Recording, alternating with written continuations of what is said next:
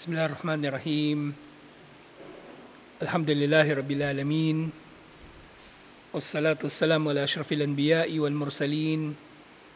Nabiyina Muhammadin wa ala alihi wa sahbihi ajma'in. Assalamualaikum warahmatullahi wabarakatuh. So inshallah sirah. At yatalakay pa rin natin yung kabataan ni Propeta Muhammad sallallahu alaihi wasallam.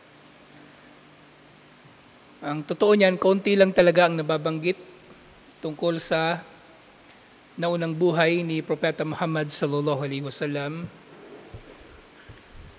Pero alhamdulillah, yung buhay naman niya nang siya ay naging propeta ay maraming naiulat. Mula sa kanyang personal na buhay, sa kanyang da'wah at iba pa. Dahil ang sunna ni Propeta Muhammad sallallahu alaihi wasallam ay hindi lang ito yung kung ano yung kanyang itinuro o yun nga, kung ano yung kanyang sinabi. Kabilang din dito syempre yung kanyang mga ginawa at kanyang mga pinahintulutan.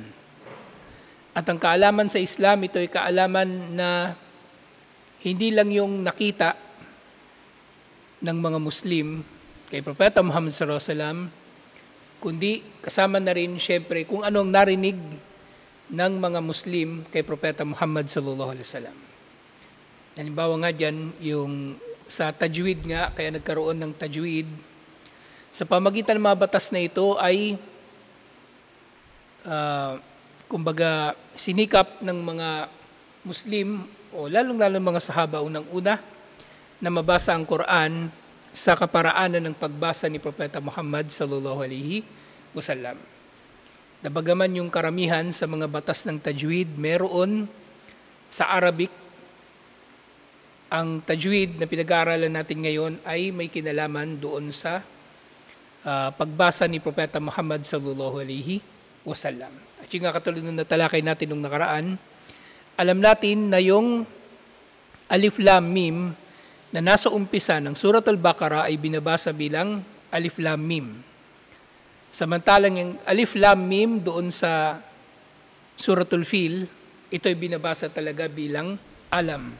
Kasi ganito siya binasa ni Propeta Muhammad sallallahu alaihi wasallam. So konti lang yung natatalakay dito, pero kinukuha natin yung konteksto nito ng mga nangyari sa kabataan ni Propeta Muhammad sallallahu alaihi wasallam. Kasi mayroong mga ahkam na makukuha sa mga bagay na ito. Ay hindi lang ahkam, pati mga bagay na may kinalaman sa akida. Halimbawa, kung naalala ninyo kagabi, di ba tinatalakay natin yung kagabi ba o ng isang gabi, yung Dalailun Nubuwah, di ba? Batayan ng pagiging propeta. Isa sa mga tinukoy doon na ang mga naunang mga propeta, nagbibigay sila ng propesiya ng pagdating ng susunod na propeta. Noong isang linggo sa sira, ano yung tinalakay natin? Sino? Si Bahira. Si Georges, hindi Bashir, Bahira. Bahira yung pangalan niya. Pero pangalan niya talaga sa Latin ay Georges. Paano nalaman ni Georges o ni Bahira na si Propeta Muhammad sallallahu alaihi wasallam ay propeta o magiging propeta? Napansin niya, di ba, yung ano sumusunod sa kanila? Ulap. At nakita niya yung mga paglalarawan kay Propeta Muhammad sallallahu alaihi wasallam sa kanilang mga aklat. Okay? So, syempre, nakita niya rin yung mga puno at bato na nagsusujud kay Propeta Muhammad sallallahu alaihi wasallam. At nakita niya yung balat sa likod malapit sa balikat ni Propeta Muhammad sallallahu alaihi wasallam na mga tanda na nababanggit sa kanilang kasulatan. Okay, so mula roon sa tinalakay natin sa Dalailun Nubuwah, mga batayan ng pagiging propeta, nalaman natin o napagtibay pa natin lalo na si Bahira ay nagsasabi nga ng totoo. Kasi ang mga propeta na nauna ay nagbibigay ng magandang balita o tinatawag nga na bisyara o maaari rin nating masabing propesiya ng pagdating ng susunod na propeta. Alhamdulillah. So may kinalaman, kumbaga tinatalakay natin ay magkakaugnay sa isa't isa. So ganito natin inuunawa ang Islam. Inuunawa natin ang Islam bilang isang malaking kabuuan. Okay? Hindi ito kumbaga mga bagay-bagay lang na pinag-uusapan, natatalakay, kinakabisado. Lahat ng ito ay mayroong praktikal na kadahilanan o praktikal na aplikasyon, praktikal na kumbaga paggagamitan. Na hindi lang natin pinag-aaralan ng mga bagay na ito, pinag-aaralan natin ito sa konteksto nito para maunawaan natin yung mga social factors, halimbawa lalong-lalo na sa sira. At social factors, ibig sabihin, mga, ano ba sa Tagalog, social factors o social forces, mga panlipunan na mga impluensya kung bakit nangyayari ang isang bagay sa isang bahagi ng kasaysayan. Yun nga. So dito, sa pag-aaral natin sa sira, ang malalaki at pangunahing social forces dito, ang Quraysh bilang tribo, ang Quraysh bilang namumuno sa Makkah, ang pagiging pagano ng Quraysh. So ito ay merong malaking kinalaman kung bakit naging ganon ang pagtanggap kay Propeta Muhammad sallallahu alaihi wasallam nung siya ay nagsimula ng mangaral. Ngayon, meron pang isang kaganapan noong panahon ni Propeta Muhammad sallallahu alaihi wasallam bago pa siya maging propeta, at syempre bata pa siya, sa kanyang edad na 20 years old. So ito yung tinatawag na Harbul Fijar. Harbul Fijar, ibig sabihin, digmaan ng paglapastangan. Digmaan ng paglapastangan. Paglapastangan saan? Paglapastangan sa mga banal na buwan na ipinagbabawal ang pakikibaka sa mga buwan na ito. So itong Ashhurul Hurum na tinutukoy, ito ay kinikilala kahit bago pa naging propeta si Propeta Muhammad sallallahu alaihi wasallam, at maaring ang Ashhurul Hurum na ito ay bahagi ng sunna ni Ibrahim alayhis salam. Ipinagbabawal sa mga tribo ng mga Arabo, siyempre sa sino mang kumikilala nito, ang pakikipagdigmaan sa mga buwan ng Dulqa'dah, Dulhijjah, Muharram, at ano isa pa? 4 yun, di ba? Rajab, sa 4 na buwan.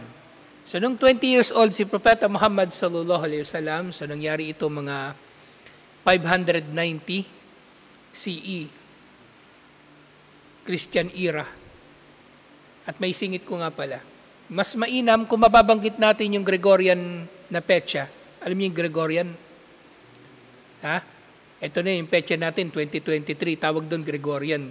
Galing sa Gregorian calendar. Okay? Pinatupad kasi ito ni Pope Gregory, kaya tinawag siyang Gregorian calendar.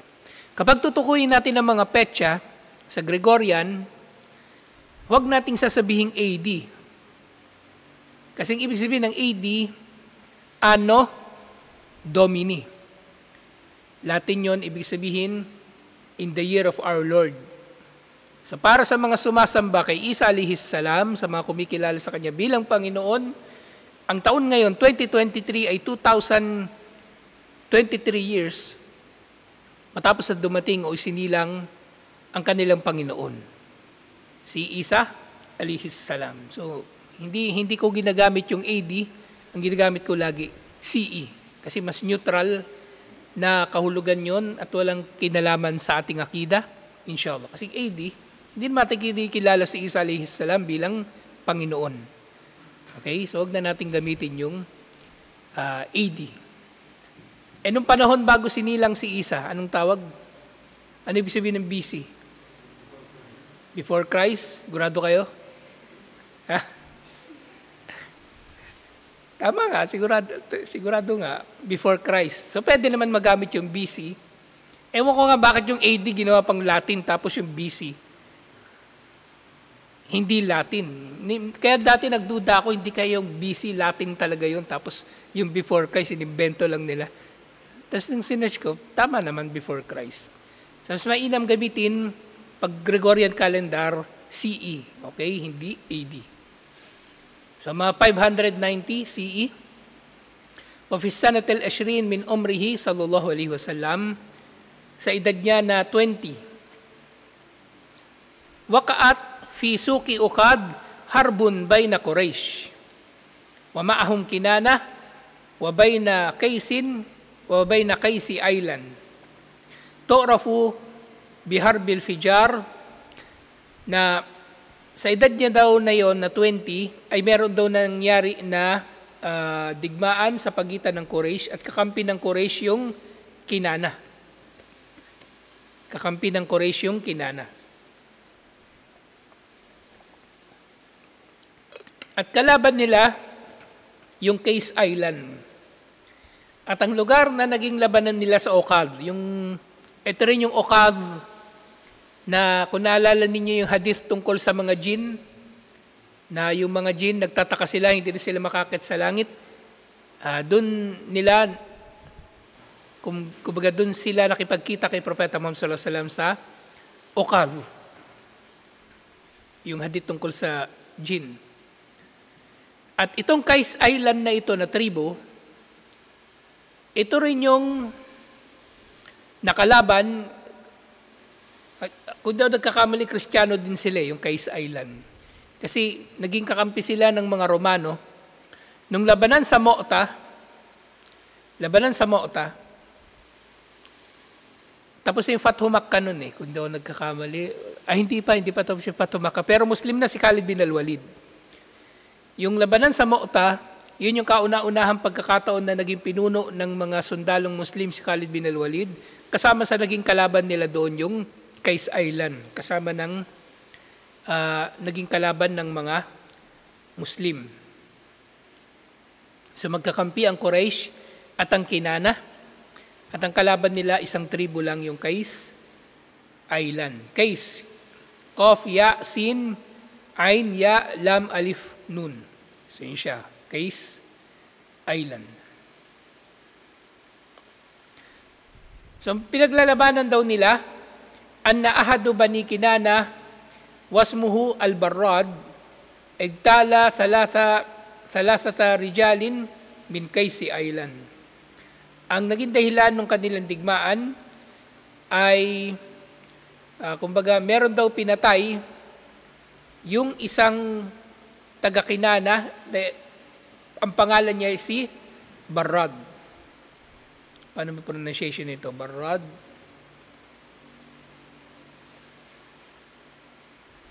Hindi na binanggit dito sa translation. So, Barrad siguro yung basa rito. Ba, ra, na musyaddada, alif, at dod. Barrad. So, siya daw yung dahilan. So itong si Barrad na taga Banu Kinana, nakapatay siya ng 3 na kabilang sa Kais Island. Wawasal al-khabar ila Uqad, fatarat tarafan, at nakarating ang balita nito na ito hanggang sa Uqad, at nagharap doon yung dalawang grupo. Wa kana qaidu Quraysh wa Kinana kulluha Harbu bin Umayyah. Na sa panahon na ito, ang Kinana at ang Quraysh, kumbaga ay magkaalyado, at ang pinuno nila ay si Harb bin Umayyah. Pangalan niya ay Harb bin Umayyah. Lima kanatihi fihim sinnan wa syarapan. So siya naging pinuno nila, hindi naman siguro pinunong pangkalahatan na naging iisang tribo ang Kinana at Quraysh. So maaring yun nga, magkamag-anak din sila o magkakalapit sa pagkakamag-anakan. Pero ang namuno sa kanila sa panahon na yon ay ito ngang si Harb bin Umayyah. Wa kana ad-dhafar fi awwalin nahar li Kaysin ala Kinana. Sa umaga daw, sa pagsisimula ng araw, nanalo ang Kais laban sa Kinana. Hatta idha kana fi wastin nahar kadat ad-da'ira taduru ala Kais. Thumma tada'a ba'da Qurayshin ila sulh ala an yahussu katlal farikin. Sa umaga nga nanalo daw yung yung Kinana. Tingin ako dito sa translation kasi mas bagong edition kasi ito. Wala kasi akong makitang Arabic nito eh. May mga tinanggal sila na mga info na nandun sa original na edition, itong binabasa natin na Arabic, dito sa bago na edition. So tinanggal nila rito. So maaaring hindi na importante, pero nangyari dito, sabi, na nananalo na ang Case Island sa umaga pa lang. At dumating yung Quraysh, pero ang habol ng Quraysh, unang-una ay ang magkaroon muna ng kasunduan upang makuha ang mga bangkay sa pagitan ng dalawang panig. Yung mga namatay na Quraysh, namatay na Kinana, kukunin ng Kinana, at yung namatay na Case Island ay kukunin nila. Waman wajada katalahu aktara akdi diya az-zaid. Fastalahu ala dalik wa wada'ul harb wa hadamu ma kana bainahum min al-adawa wasyarr. So, kung sino man daw ang mas maraming napatay, siya ang magbabayad ng mas malaking diya. So, yun nga, sa panahon na ito, na-establish na ang diya. Yung anong diya? Blood money.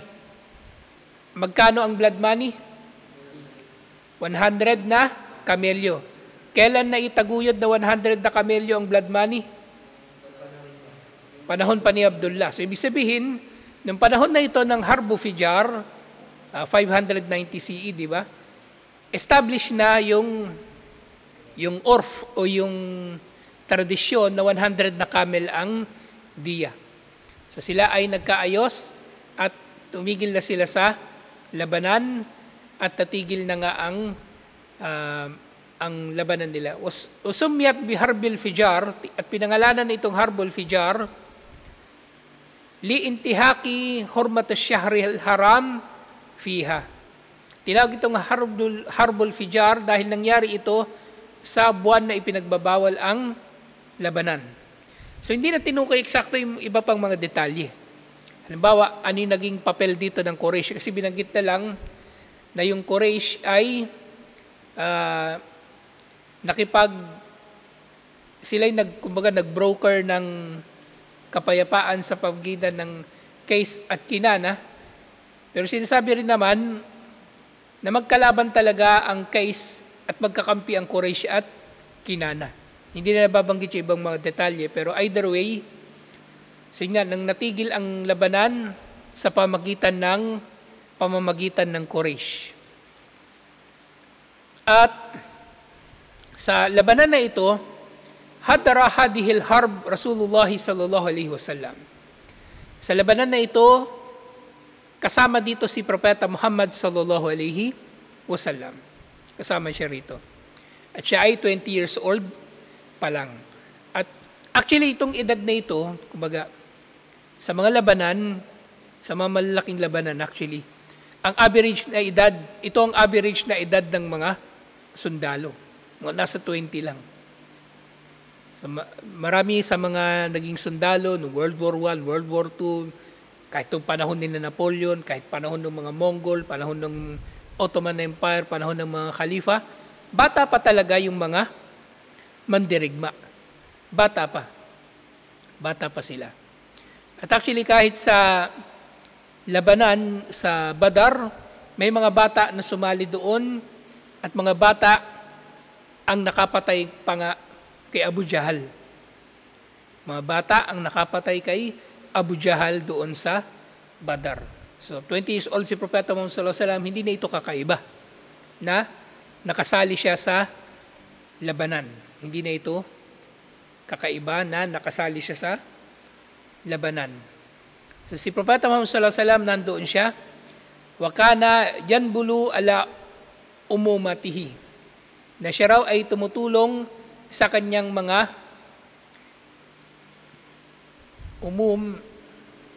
sa kanyang mga mga uncle sa ama. Sa kanyang mga uncle sa ama. Di ba yung uncle sa ama anong tawag? Ha? Yung kapatid ng tatay mo, di ba? Kapag kapatid ng nanay na lalaki, khal. So, umumatuhu ang tinukoy dito.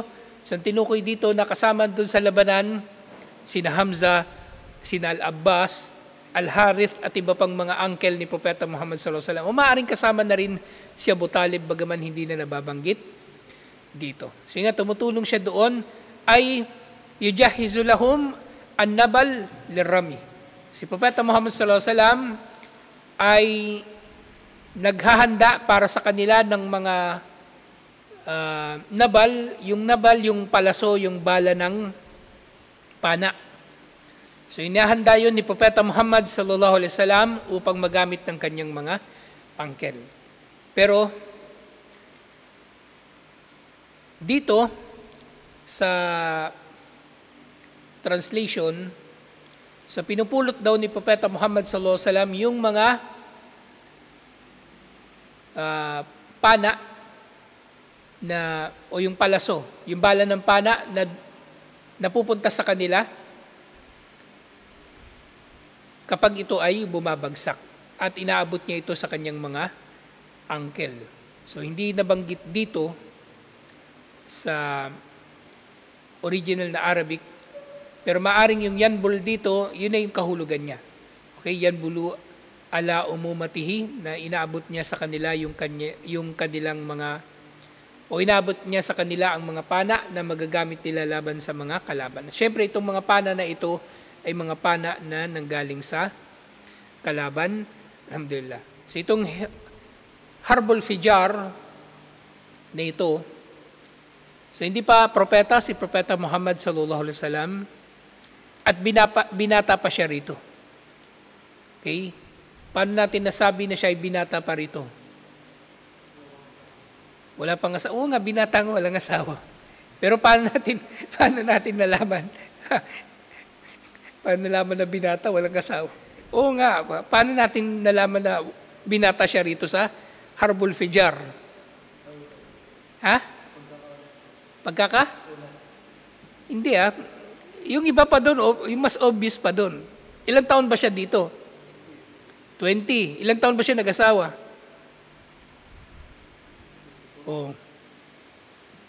Kailan naghiwalay si Daniel Padilla at sino ba yun? Nakalimutan. Baka yun, alam nyo. 25, di ba? 25 siya nang nag-asawa. So, ibig sabihin, di pa siya nag-asawa nito. O ilang taon niya na pangasawa niya? Si Khadija nung nagpakasal sila. 40. O yun, ibig sabihin, binata pa talaga si Propeta Muhammad sallallahu alaihi wasallam dito. So ito yung Harbul Fijar. At inshallah, tatalakayin natin sa susunod yung isa pang o ilan pa sa mga nangyari sa kabataan ni Propeta Muhammad sallallahu alaihi wasallam, inshallah. So kabilang dito, yung tinatawag na Hilful Fudul. Yung Hilful Fudul, ito yung alyansa ng mga tao laban sa kawalang katarungan. At naging bahagi nito si Propeta Muhammad sallallahu alaihi wasallam. So itutuloy natin ito inshallah next week. Assalamualaikum warahmatullahi wabarakatuh.